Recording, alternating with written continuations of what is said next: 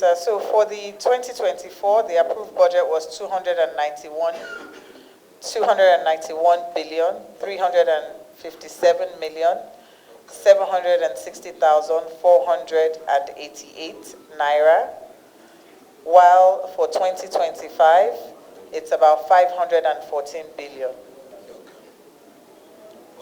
Thank you, sir. So out of 291, Oh, that is as of September, sir. So for the 9-month period. Okay. So you have 3 more months. Yes, sir. 218. But we actually collected 209. Okay. So what we collected, so generated versus collection. So generated 218 billion. And what we collected is 209 billion. 22, we did not meet the 2022 audited accounts. But on assumption, we got the auditors on it immediately. We have completed the audits, but they're not finalized. They have not been signed because we have an issue with our actuarial valuation. You had asked a question earlier around what we spend the money on. FAAN has over 9,000 staff. We do not collect any appropriation from the federal government. We also found out that we have a pension liability on our books of almost 155 billion, which we're still working on how to cover for that at the moment.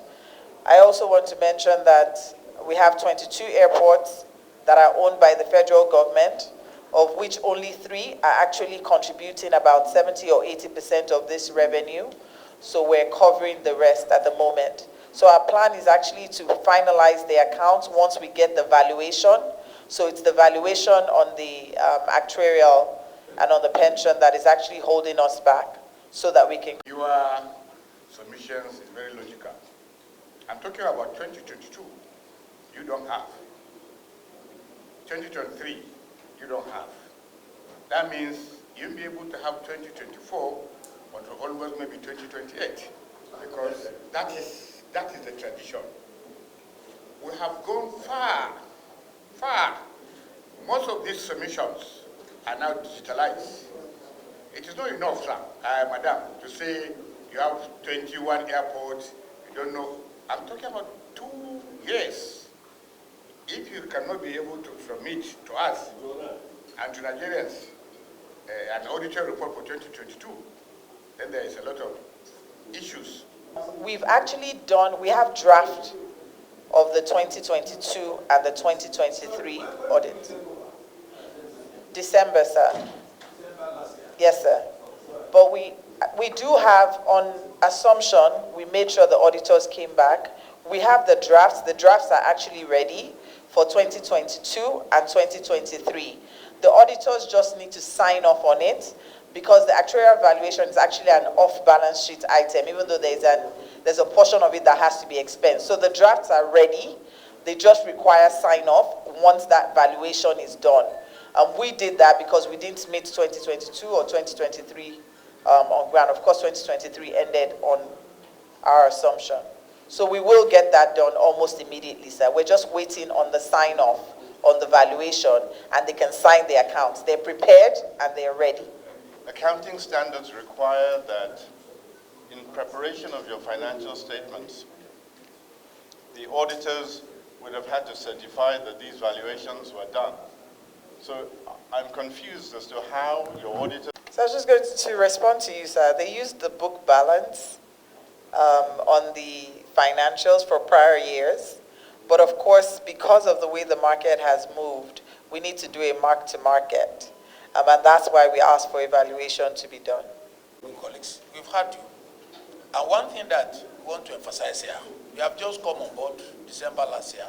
So you have not performed badly. But you know why you're coming for this kind of program? It is better for all of us so that we're not going to repeat all these mistakes and needless back and forth questions. As a committee, for instance, we're interested in knowing the sources of your revenue. 2, we know your agency is self-financing, and that's why we're asking questions. Even the one that you spend, you've just mentioned you have about 9,000 staff. Now, there's some other areas you spend money. These are not contained in your original presentation, and these are very necessary information. One topic that you are thinking about 50 billion, without mentioning where the money is going, people will raise questions. So when you are coming to this kind of committee, you must come with sufficient data that will be self-explanatory. Data that you will read and will answer a lot of questions themselves without asking you to be talking every time. That is the essence of finance committee. When we get back to plenary, people will ask us questions. We must be furnished with sufficient data to be able to answer them. Where is this money? Where does this one go? Where does this one go? So that is why we thank God here. We have a lot of group, former accountant general federation, former accountant general. There are so many of them that are accountant. Former governor, former accountant general. That's why former. What is relevant here is that you're a former accountant general. More relevant to this committee. Abisa. So if you are trying to push us to the left, they will bring us back to the right. That is the beauty of the 10th Senate. You have everything there. So we want to say that this audited report is very, very important. So they are just to sign them. Is that for 2022 or 2022 and 2023? The two. How soon can we have them? The actuarial entity are asking for 3 weeks. The law, there is a law. Right? There's a law, yes. There's a law guiding this now. Yes. The accounts must be prepared within 6 months. We try to convince the auditors to use the book balance, which is what we met on ground as well. But the auditors actually said they would not sign because they're new auditors. I'm also, given my experience as well, I'm also worried about signing using the book balance. So it's really the actuarial valuation that is holding us back. If we could, we would have used the book balance, but it doesn't reflect reality, especially given the huge number we've just spoken about of over 153 billion. What we're trying to do is to correct the breaches. So we cannot totally hold them responsible. We must also allow them this opportunity to remedy whatever it is. And if it is within the law to also give opportunity, we can also allow time so that all these things are remedied. I want to appreciate your presentation. You know, that's why I asked when you had assumed duty. You came in December.